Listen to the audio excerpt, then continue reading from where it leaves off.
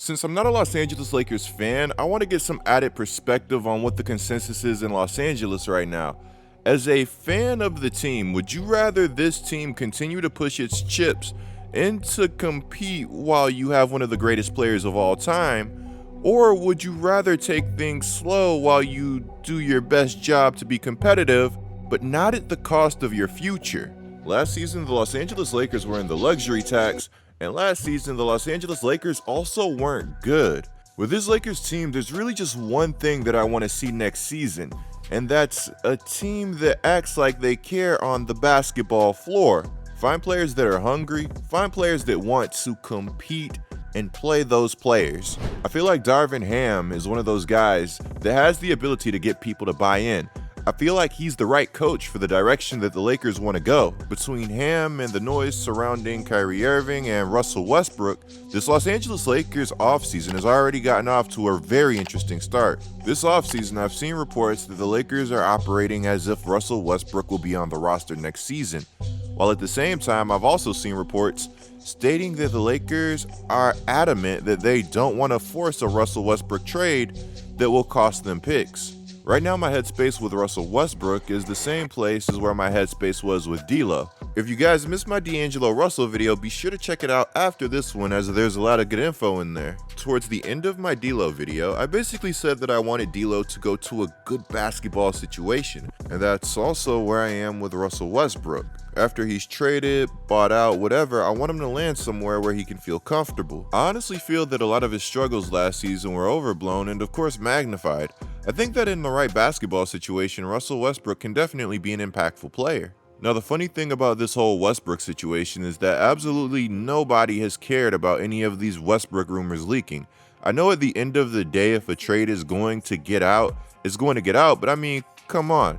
Yesterday, I saw this report that the Lakers offered Westbrook, THT, and a 2026 first rounder to the Indiana Pacers for Malcolm Brogdon, meaning that the Lakers may be willing to use a first-round pick to get off of Russell Westbrook if the right player becomes available, contradicting some of the earlier reports that we've heard about. Now, reportedly, the Indiana Pacers would reject this offer, and they would get a little chuckle out of the offer while maintaining the thought process that they have better deals on the table than that. When I say that I want Russell Westbrook to go to a good basketball situation, that doesn't mean that I want him taking touches away from one of my favorite players in the game in Tyrese Halliburton. We're going to have to get an Indiana Pacers video soon because I'm monstrously high on Halliburton, and I just have a really good feeling about their future given some of their recent moves. Now, to get back to the Pacers laughing at the offer, imagine having this asset or a contract that is currently so hard to trade or so bad that teams find your offer humorous.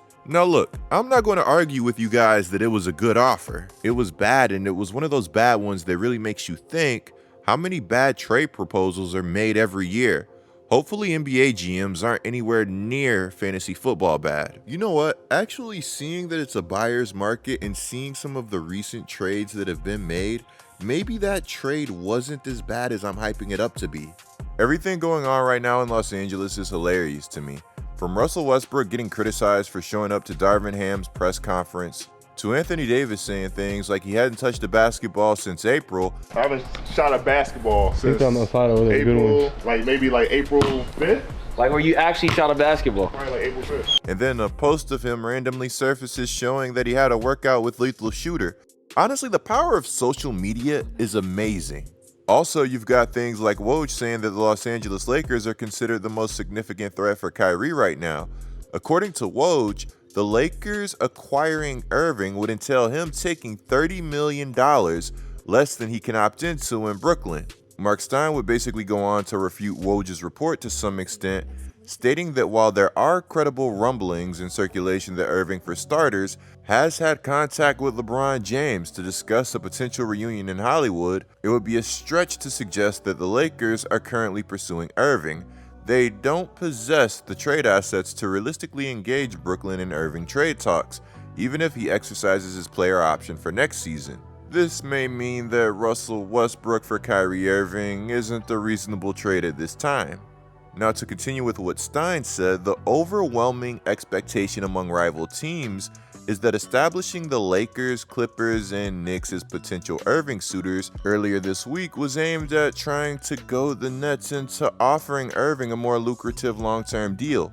Stein would go on to say that Miami is believed to actually be interested in Irving, and that Miami also has the assets to make a Kyrie Irving trade. Kyrie Irving and Jimmy Butler also have a good relationship.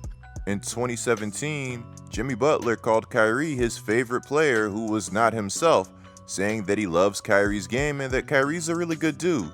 So what I got from Stein is that Miami is basically legitimately expected to be interested in Kyrie Irving. I don't know about you guys, but I think Miami is a team that really wasn't too far off this past season. Now obviously beating the Boston Celtics and the Golden State Warriors was always going to be hard no matter what, but this is a team that has a lot of pieces in place. They could use a little more size, and they could use a little more offense. What is Kyrie Irving good at? Well, he's one of the best offensive players in the game today. This past season, Kyrie Irving averaged 27 points, shooting 47% from the field and 42% from three. Those really aren't bad numbers when you consider everything that went down. As a matter of fact, those are career numbers for most players. Now, while I'm joking, I do think that Kyrie in Miami would be fun, the same way that I think Kyrie in Los Angeles would be fun. So while Stein was pessimistic about Kyrie potentially joining the Los Angeles Lakers, he did make it clear that at worst, there have potentially been some semi-serious discussions between LeBron James and Kyrie Irving. While I think that Kyrie Irving in Los Angeles will be a moonshot, I have seen some Lakers fans display some disgust when thinking about Kyrie Irving potentially joining the Los Angeles Lakers. Look, I get it, Kyrie's missed a ton of time. If it's not injuries, it's something else. There's been some dysfunction. Look, I get it. I get the noise surrounding Kyrie, but I also understand the upside. My stance on this Kyrie Irving situation is that if you're worried about chemistry issues, fine. But if you're worried about Kyrie missing time when he's playing for $6 million a year, I think that that's silly. But I also think that it's silly that he would play for $6 million a year. Seriously, what are the chances of Kyrie accepting the mid-level exception or something that's worth close to the mid-level exception?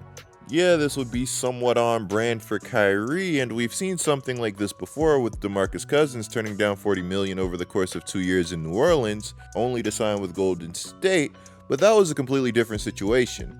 Imagine the Nets not wanting to give Kyrie this long-term extension, and so Kyrie decides to stick it to the Nets by signing with the Lakers for what's relatively nothing in the NBA for a player of his caliber.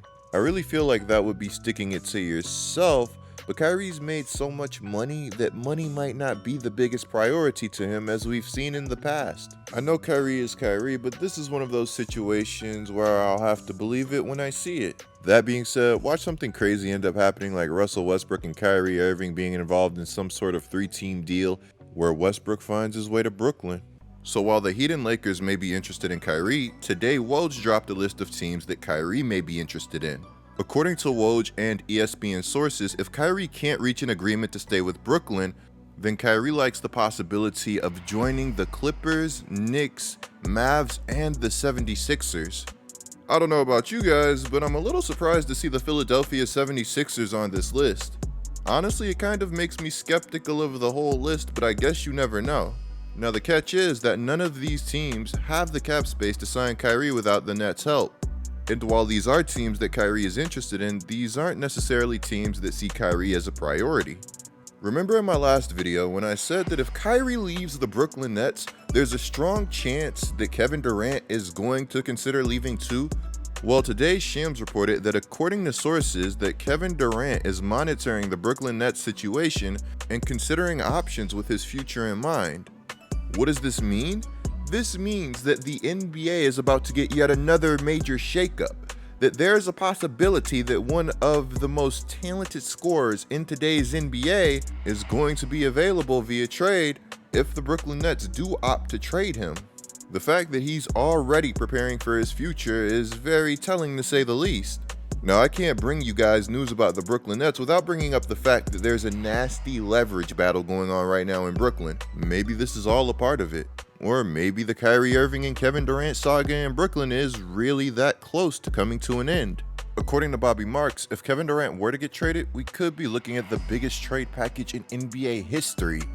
Keep in mind, Kevin Durant is already 33 years old, but that still doesn't change the fact that he's one of the best players in today's game and an absolute franchise changer. I know that some people watching this video are going to be like, well, Coop, they changed the Brooklyn Nets' future for the worse. And while that might not be wrong, they still almost got a championship out of it. And as much as I hate to say it, a lot of the problems that occurred in Brooklyn, the Nets enabled.